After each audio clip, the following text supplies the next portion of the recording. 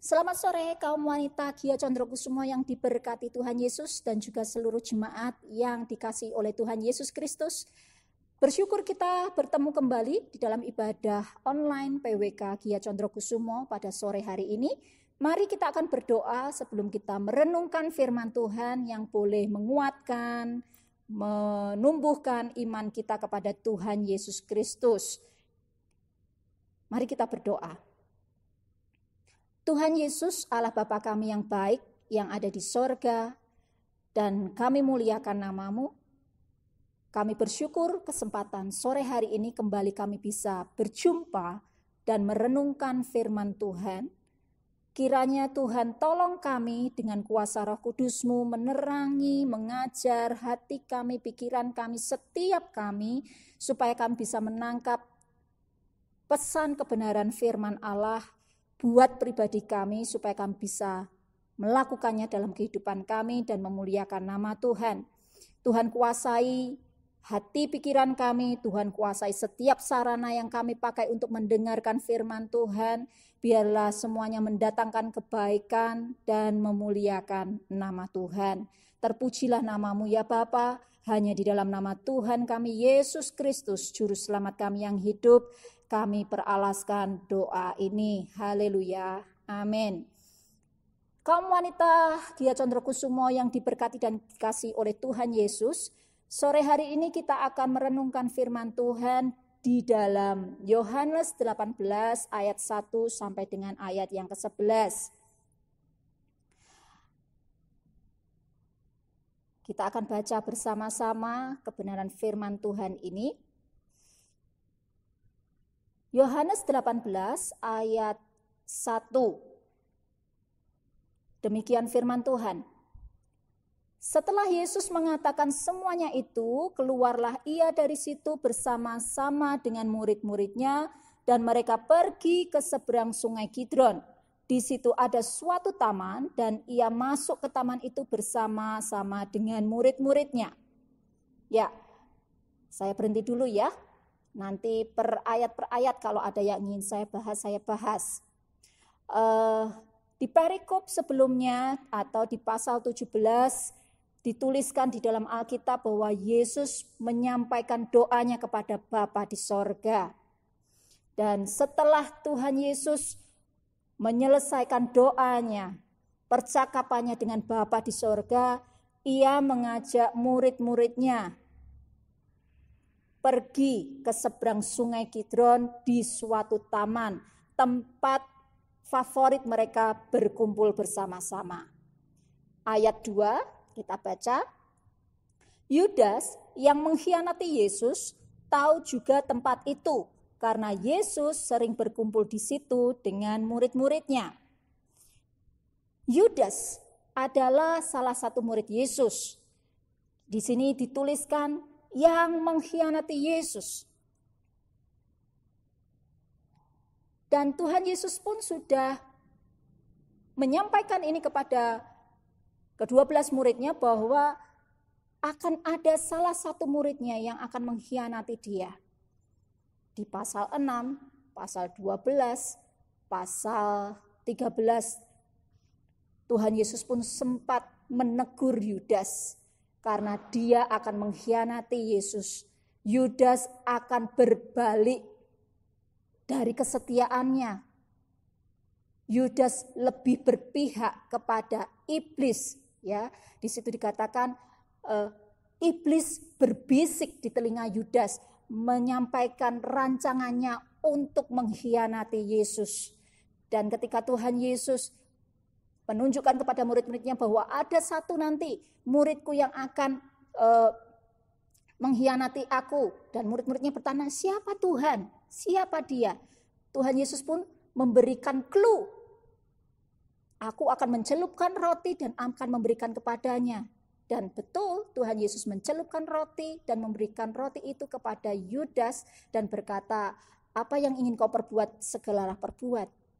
Artinya sebetulnya Tuhan Yesus sudah menegur, sudah memperingatkan Yudas. Tetapi Yudas lebih mendengar bisikan iblis dan melakukan niat jahat yang sudah disampaikan iblis daripada dia mendengar teguran Tuhan Yesus untuk berbalik dari dosa supaya tidak melakukan dosa mengkhianati.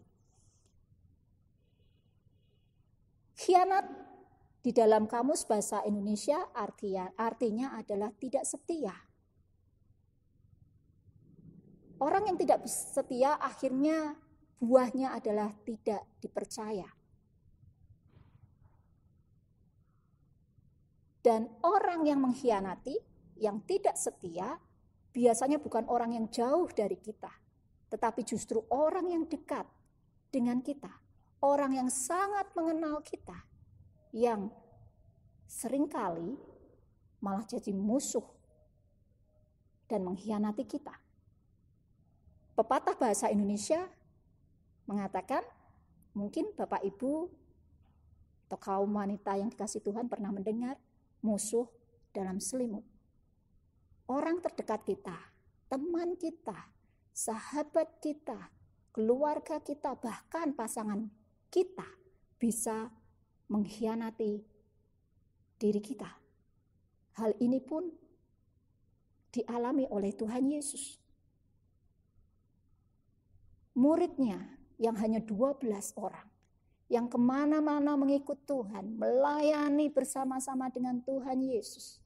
Tapi ternyata ada satu muridnya yang berbalik tidak setia kepadanya dan mengkhianati Tuhan Yesus. Ayat 3. Maka datanglah Yudas juga ke situ dengan pasukan prajurit dan penjaga-penjaga bait Allah yang disuruh oleh imam-imam kepala dan orang-orang Farisi, lengkap dengan lentera, suluh, dan senjata. Lihat, Yudas datang ke taman yang sama, tidak bersama-sama dengan Yesus dan ke-11 murid lainnya. Tetapi justru Yudas datang ke taman itu bersama dengan prajurit-prajurit yang disuruh oleh imam-imam kepala dan orang-orang Farisi untuk menangkap Tuhan Yesus. Dan rencana mereka untuk membunuh Tuhan Yesus. Yudas mengikuti rencana iblis dan berpihak kepada orang-orang yang membenci Tuhan Yesus. Padahal Yudas tahu Tuhan Yesus tidak pernah melakukan kesalahan. Tuhan Yesus selalu mengajarkan hal-hal yang baik dan benar. Tetapi Yudas lebih berpihak kepada orang-orang yang membenci Yesus. Hanya karena 30 keping uang perak, Yudas menjual Tuhan Yesus. Mungkin banyak hal ya yang membuat kita tergoda untuk tidak setia. Seperti Yudas. 30 keping uang perak. Dengan hasutan tipu daya iblis. Membuat hati Yudas bergetar dan berubah tidak setia kepada Tuhan Yesus. Dalam kehidupan kita sehari-hari pun kita mengalami banyak hal yang membuat kita bergetar untuk tidak setia. Entah itu dengan pasangan kita. Lihat orang lain yang lebih ganteng atau lebih cantik membuat hati kita mulai nyeleweng. Mungkin lihat harta kekayaan atau dudukan jabatan yang tinggi membuat hati kita berbalik tidak setia.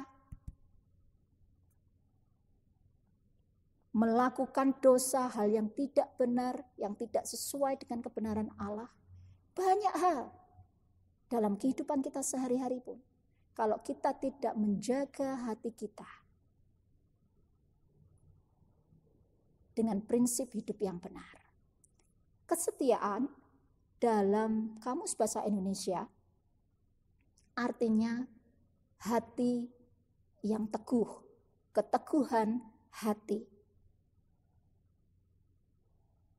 Orang yang memiliki keteguhan hati pasti memiliki dasar yang jelas, keyakinan yang kuat yang ada di hatinya. Nah, keyakinan seperti apa yang menjadi dasar hati kita, yang menjadi dasar iman kita? Siapa pribadi yang menjadi dasar prinsip kebenaran, prinsip hidup kita yang kita pegang?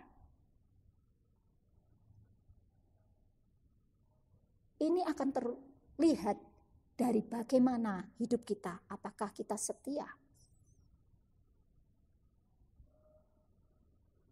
Kita lanjut di ayat yang keempat.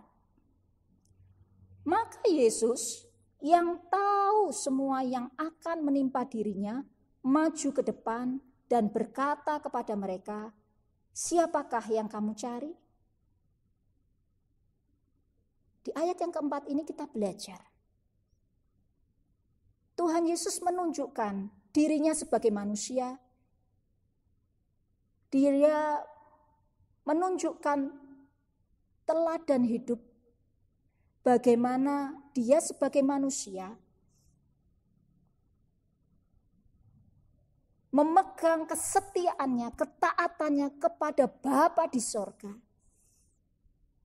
untuk menggenapi rencana Allah, menggenapi rencana Bapanya lewat dirinya. Sekalipun Tuhan Yesus tahu hal yang harus digenapi, kehendak Bapa adalah kematian nyawanya untuk menebus manusia berdosa.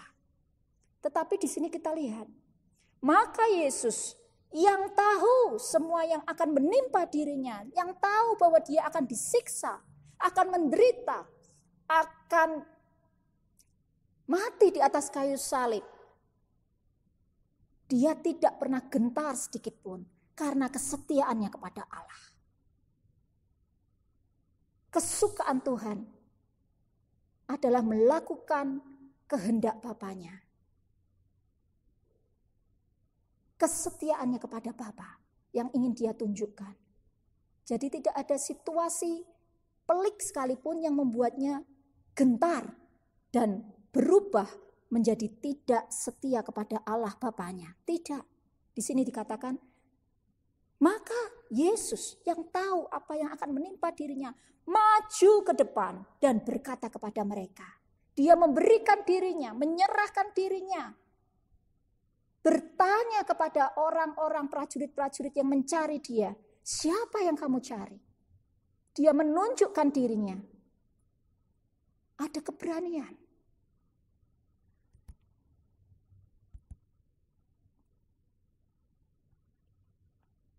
Orang yang berubah menjadi tidak setia di situasi-situasi tertentu akan terlihat.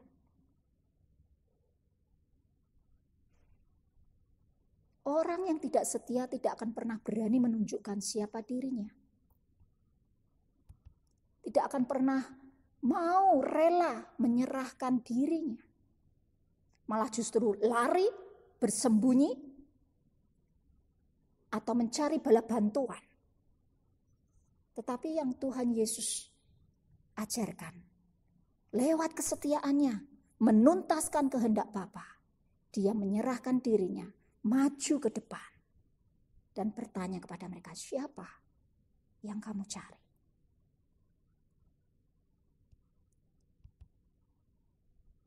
Ayat yang kelima, jawab mereka, Yesus dari Nazaret.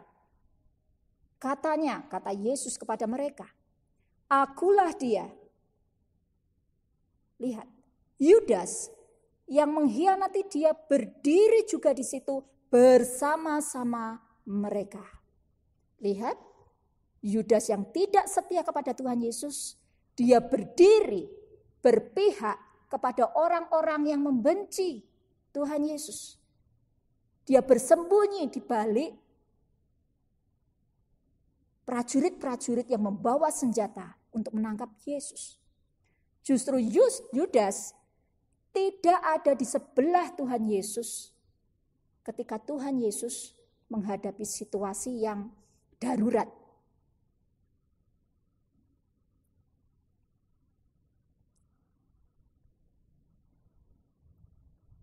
Ayat yang ke-6. Ketika ia berkata kepada mereka, "Akulah dia," mundurlah mereka dan jatuh ke tanah. Lihat, orang yang punya integritas, punya kesetiaan seperti Tuhan Yesus. Perkataannya ada kuasa, ada kekuatan. Hanya dengan menjawab, "Akulah dia," maka prajurit-prajurit yang mencari dia mundur, bahkan jatuh ke tanah. Wah, dahsyat ya, wibawanya itu loh. Orang yang punya integritas, loyalitasnya kepada Allah Bapa di sorga, kepada kebenaran, maka perkataannya pun punya kuasa dan wibawa. Ayat yang ke-7.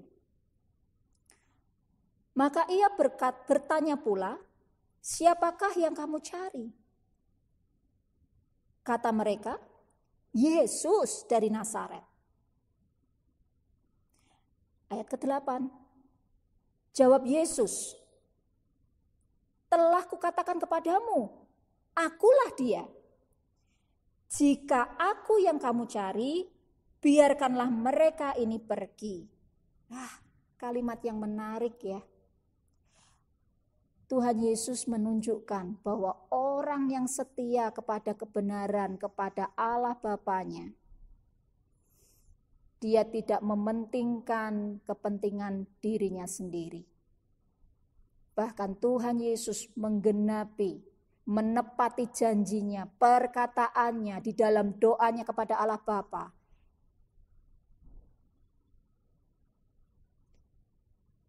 Untuk melindungi murid-muridnya yang lain. Jangan membiarkan Allah Bapa membinasakan murid-muridnya yang lain. Di sini dikatakan, jika aku yang kamu cari, biarkanlah mereka ini pergi.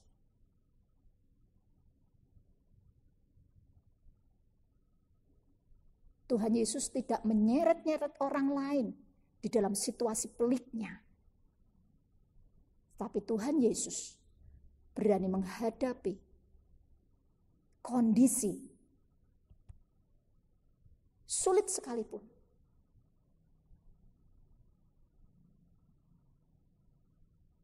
Orang yang setia adalah orang yang menepati janjinya. Orang yang setia adalah orang yang menepati perkataannya. Ditunjukkan lewat perbuatannya. Seperti Tuhan Yesus. Dia berdoa kepada Bapa. Jangan biarkan mereka binasa. Dan di sini pun Tuhan Yesus katakan kepada prajurit-prajurit itu, biarkan murid-muridnya yang lain itu pergi.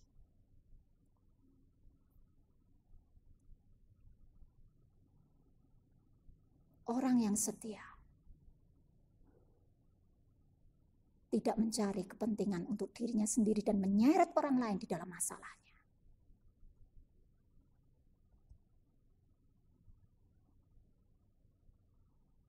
Ayat yang ke-9. Demikian hendaknya supaya genaplah firman, ya kan? Yang telah dikatakannya, dari mereka yang engkau serahkan kepadaku, tidak seorang pun yang kubiarkan binasa. Lihat, Tuhan Yesus menunjukkan kesetiaannya dengan menepati janjinya. Genaplah firman yang telah dikatakannya. Mari kita jadi orang-orang yang setia dengan perkataan kita. Kalau kita sudah mengatakan A, apapun situasi kondisinya, ya lakukanlah A. janji kepada anak kita nih mungkin. Ya Dek, nanti kita beli mainan ya. Ya tepatilah. Kalau umpamanya situasinya kita sedang tidak punya uang untuk membeli mainan itu, jangan belenjani, tapi usahakanlah.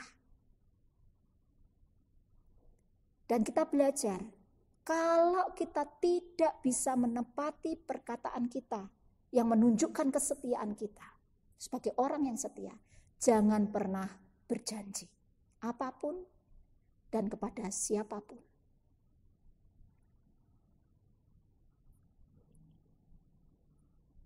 Karena kalau kita tidak setia dengan perkataan kita, tidak menepati janji yang sudah kita katakan kepada orang lain, mungkin tanpa kita sadar itu melukai atau membuat kecewa orang lain yang sudah kita janjiin. Ya kan? Mungkin anak kecil yang tadi sudah dijanjiin mainan tidak sedih saat itu juga. Tetapi ternyata itu akan diingat. Wah, mamahku pernah bohong nih.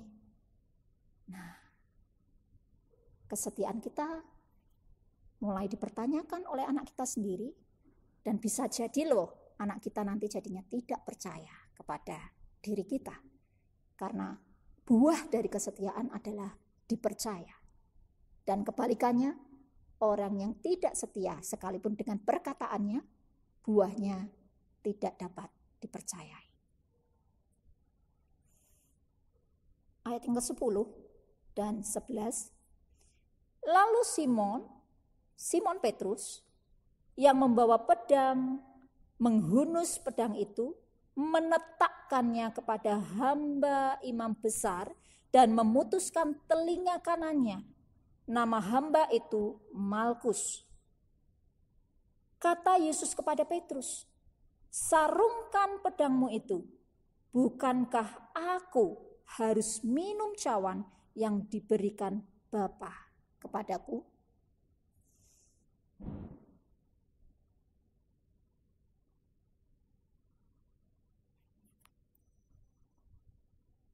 Kita melihat dari tokoh Petrus.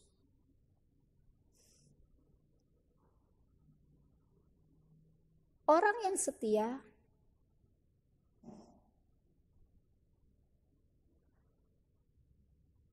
tidak bisa membuktikan dirinya setia dengan respon cepat yang dia lakukan. Dengan respon reaktifnya. Wah, Petrus dengan responnya menghunus pedang, bahkan sampai memutuskan telinga kanan hamba imam besar yang bernama Malkus. Kemudian Petrus dikatakan dia orang yang setia kepada Tuhan Yesus. No, enggak.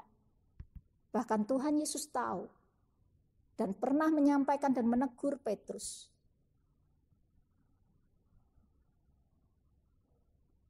Petrus pun akan sebentar lagi setelah Yesus ditangkap akan menyangkal sebanyak 3 kali. Menyangkal bahwa dirinya adalah murid Yesus sebelum ayam berkokok. Jadi kesetiaan dibuktikan oleh waktu. Bukan respon cepat atau reaktif kita.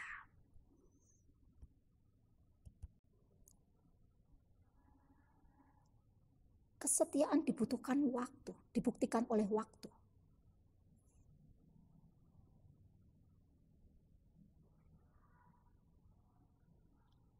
Kesetiaan bukan dibuktikan dengan pembelaan diri. Punya senjata bukti lengkap, tidak perlu. Di sini Yesus katakan kepada Petrus, sarungkan pedangmu itu. Tuhan Yesus enggak butuh pembenaran diri. Tuhan Yesus tidak butuh dibela dengan pedang. Bahkan Tuhan Yesus mengingatkan Petrus, bukankah aku harus minum cawan yang diberikan Bapa kepadaku?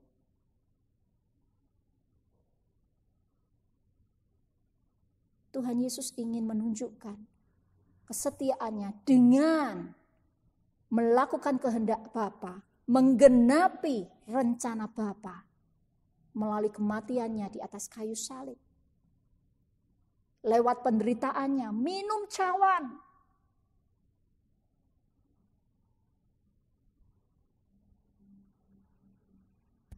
Mari jemaat Tuhan, kita belajar menjadi orang-orang yang hidup setia.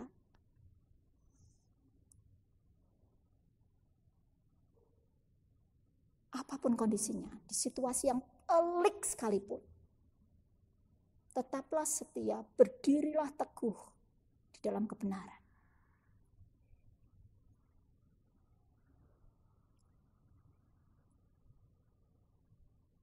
Saat kondisi di kantor tidak baik, tapi tetaplah setia. Lakukan bagian kita, pekerjaan kita yang terbaik. Meskipun situasi di kantor tidak baik dan tidak menguntungkan diri kita. Itu yang namanya orang yang setia pada pekerjaan. Mari kita jadi orang yang setia kepada pasangan hidup kita. Meski pasangan hidup kita sering kali menyakiti diri kita,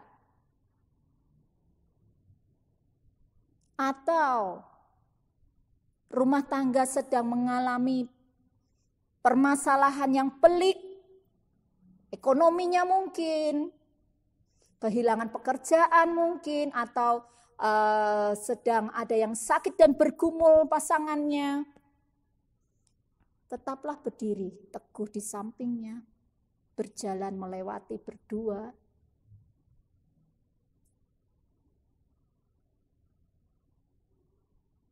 Hingga semua masalah itu selesai.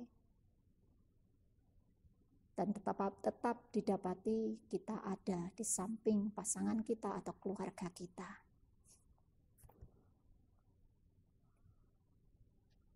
Biarlah renungan pada sore hari ini menjelang ibadah raya Jumat Agung mengingatkan kepada kita. Ayo kita menjadi jemaat Tuhan yang semakin setia dan tetap setia kepada Bapa. Amin. Mari kita berdoa. Tuhan Yesus Allah Bapa kami yang ada di sorga, selidiki hati kami, lihat hati kami.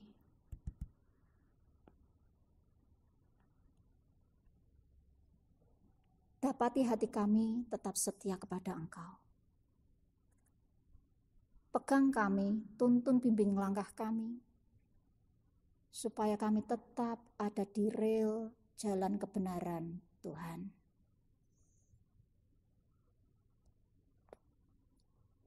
Tuhan berkati setiap kami yang sudah mendengar, membaca, merenungkan, dan mampukan kami melakukan firman Tuhan, yaitu kesetiaan. Jadikan kami orang-orang yang tetap setia di dalam Tuhan, setia kepada pasangan kami, setia kepada pekerjaan kami, setia pada pelayanan kami, setia pada keluarga kami. Di dalam nama Tuhan Yesus Kristus, kami berdoa dan bersyukur. Amin. Shalom, Tuhan Yesus memberkati.